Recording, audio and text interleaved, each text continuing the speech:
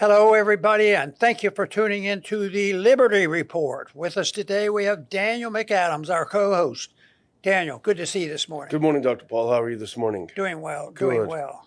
Good. I want to start off with a little bit of an economic tidbit, and that is it's just been reported a day or two when they revalue the amount of gold we have. We have more gold than any other country. That's nice to know, but it really isn't priced. It's still priced, I think, at $42 an ounce.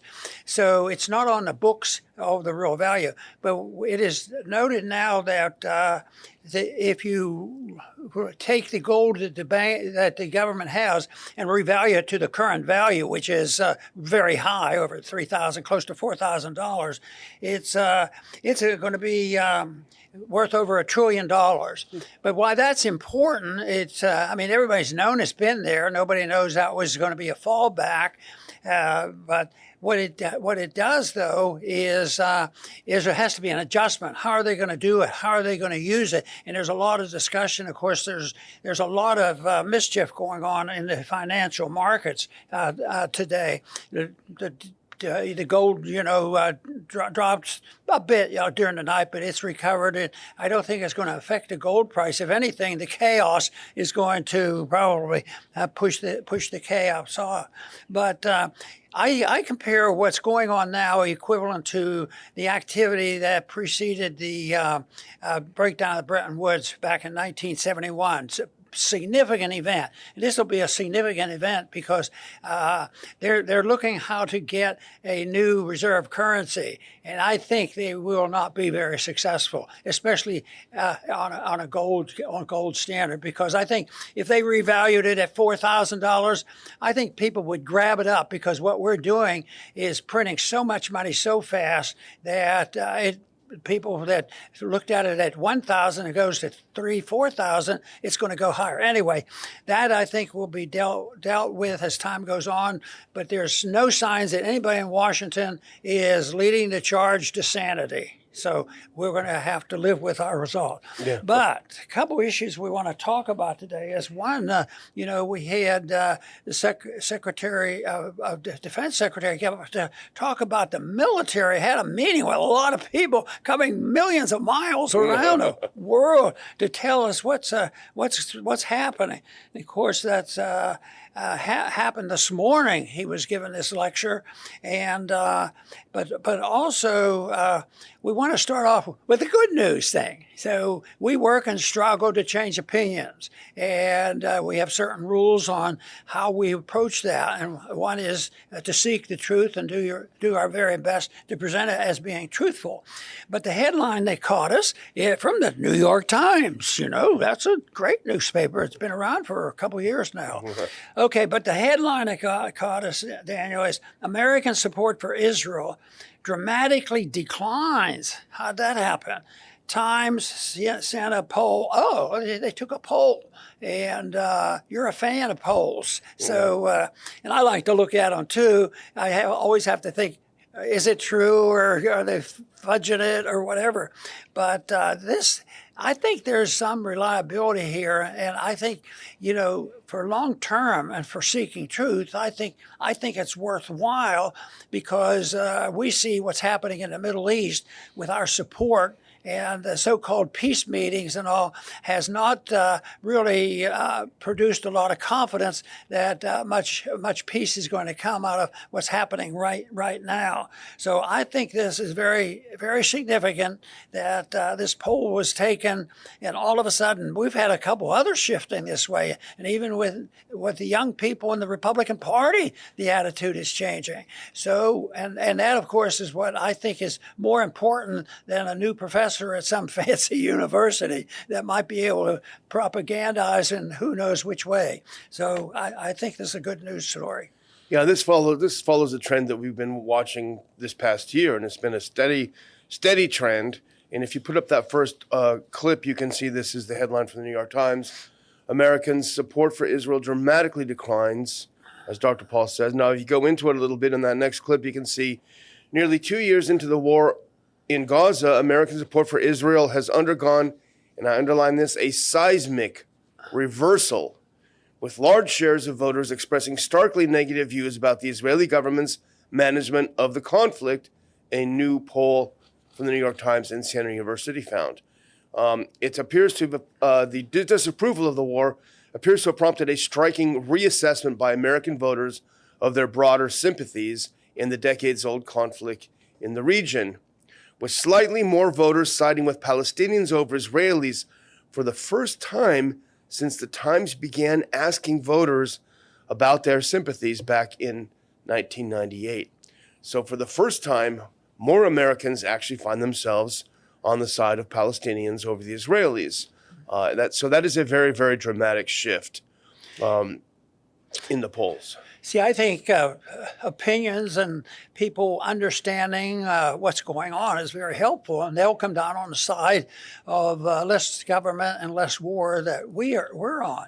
And I think this is the case. More people are hearing about it, and evidently the information of what's going on in the Middle East and what's happening to the Palestinians has caught a lot of people as a surprise, and especially the younger people know that they're not locked into old cliches and why certain things are sacred and you can't say anything about it. But I think this is very good, and I think the young people are important. I think ideas do have consequences, and this is what puts pressure on the politicians. The politicians, try to distort things and put pressure on the people to support the politician, not to support the country and to support the principles of liberty. So I see this as the people are waking up for various reasons. There's a lot of people out there on the internet and talk shows and whatever. And I think this is excellent that this message is getting out. And I hope it continues, because it has to be the answer. It's coming one way or the other, because if we don't do it in a gradual and a more organized way of cutting back on this activity, it's going to be so disruptive. And this way, if they can do this, if they wait until we have to surrender, like have maybe 10 surrenders like Vietnam and Afghanistan, all of a sudden people will lose confidence in our military, which is a mixed bag. But the big deal is they'll lose confidence in the dollar, which is happening all the time, and that's a big deal. Yeah, and a big shout out to Georgist, who kicked in $100 today, and he says, "Thank you for covering this today and yesterday." Well, we thank you for helping us keep the show going. So go to the next one. Now, here's some more about the poll, Dr. Paul. In the aftermath of the Hamas-led attacks on Israel on October 7th, 2023, American voters broadly sympathize with Israelis over Palestinians, with 47% siding with Israel and 20% with the Palestinians. In the new poll, 34% said they sided with the Israelis and 35% with the Palestinians. Majority of American voters now oppose sending additional economic and military aid to Israel, a stunning reversal in public opinion since October 7th attacks.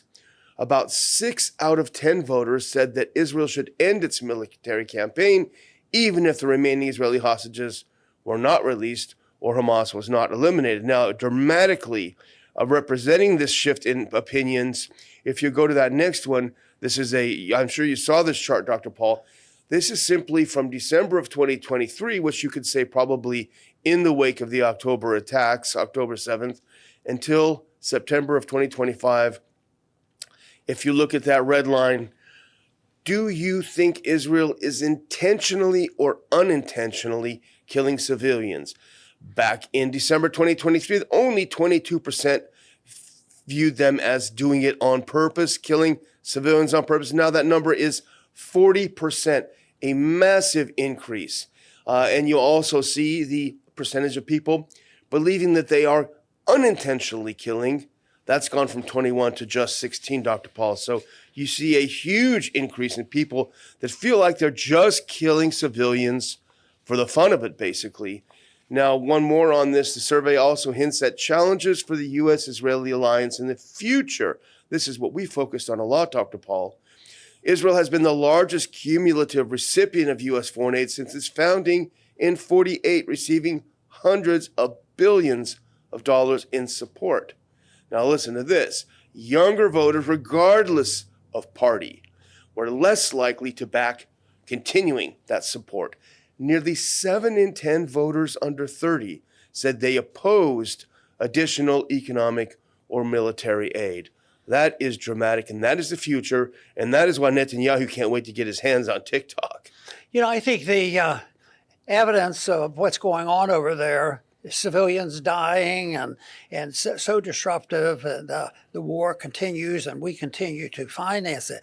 But I think that it's also a financial thing that's sinking in, because people are hurting and they're starting to connect these deficits and what's happening to their pocketbooks. And I think the people are suffering a lot more than by the media reporting. They're not saying that, what was it? I think I talked about it the other day. 67% of the people, live paycheck to paycheck. Yeah. And that's a very practical thing, and they say that's a huge thing. That I can imagine how horrible that must be, and there's all kinds of causes for that. Sometimes it's some people's own fault, but it's also a system that breeds that into the people's attitude, and I think that economic policy is also doing this, and also the morality of seeing these civilians killed. And every weekend, this weekend, I forget how many Palestinian civilians were killed. Well, someone said they have normalized killing 100 civilians a day. They've just sort of made that normal, as if, this happens every day. And in the meantime, Trump talks about how the Russians are killing so many in Ukraine. Well, the fact of the matter is there was a big drone strike, I think it was in Kiev, and they reported, the Ukrainians themselves reported 40 injured. Now, that's terrible if you're a civilian injured. That's awful. But 40 injured versus 100 killed a day, there's no... So we have to keep it rather short today because we've got something coming up. But we do want to go a little bit over this peace plan. The White House, Bibi went back to the White House again, of course. The 4th time this year. He probably just needs to get a room there. The White House released a 20-point plan for a ceasefire in the Gaza Strip on Monday. This is Dave DeCamp's write-up. During a joint press conference, Netanyahu says he's accepted the proposal, though throughout the genocidal war, he repeatedly sabotaged ceasefire deals. Dave wisely adding that in. That's what they do. So here's the thing. There's this 20-point plan, and people can read it. It's not very different from what's happened. A couple of very small things. But Trump made the point in front of Netanyahu by saying, if Hamas rejects this, you've got my green light to finish it, which I guess means kill everyone. So obviously the Netanyahu is going to have the incentive to do something, a poison pill in there to make it fall apart.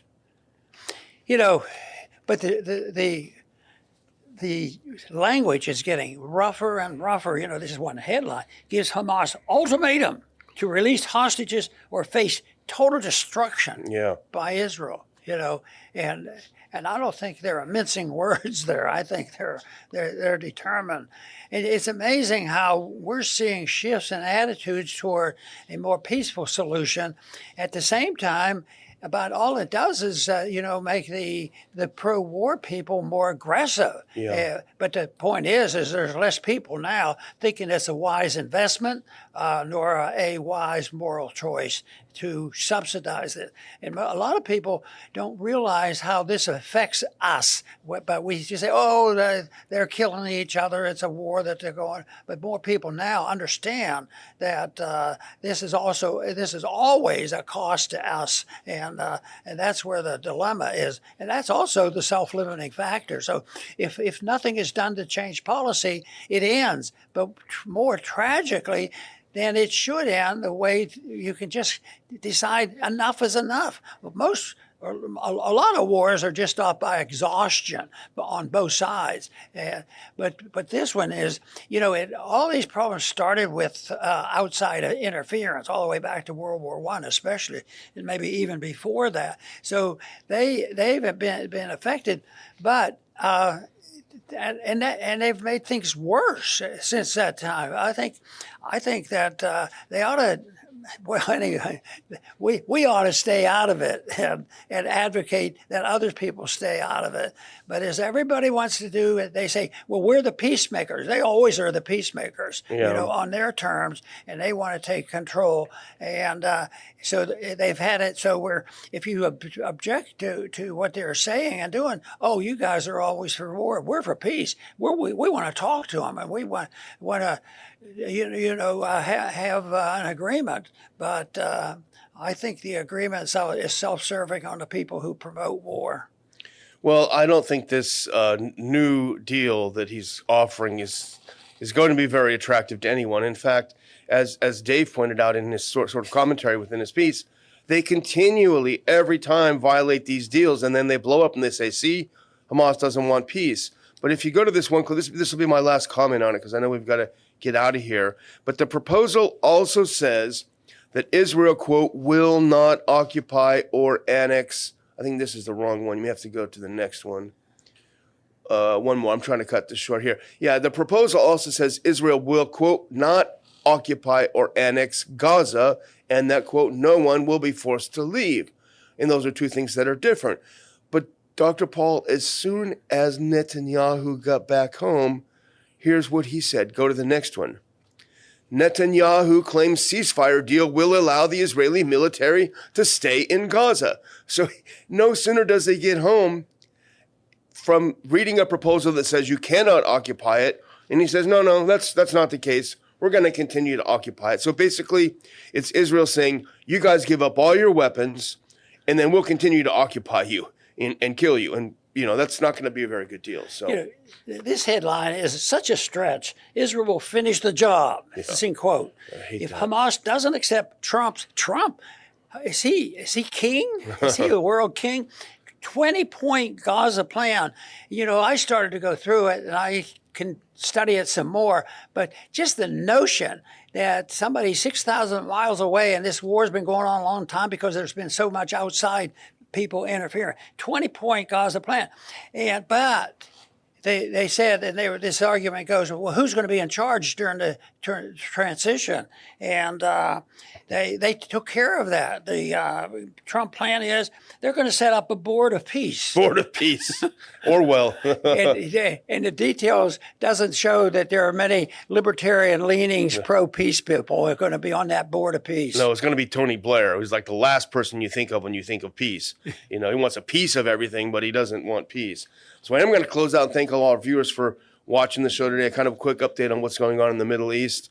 And I'm going to turn it over to you, Dr. Paul, to close out. Very good. I want to thank everybody for tuning in today. We depend on, viewers to listen and come and pay attention, hopefully agree with what we're trying to do and help us spread the message, because we strongly believe in spreading the message. That's the real, intellectual weapon that we have to use, because it is representing a true peaceful solution to these problems, rather than saying militancy and, how are we going to do this and how are we going to force it, and give them no choice. We have the most money, we have the most wealth, we have the strongest currency, we have the most weapons, but all those things are, up for bargain right now, and they're starting to dwindle.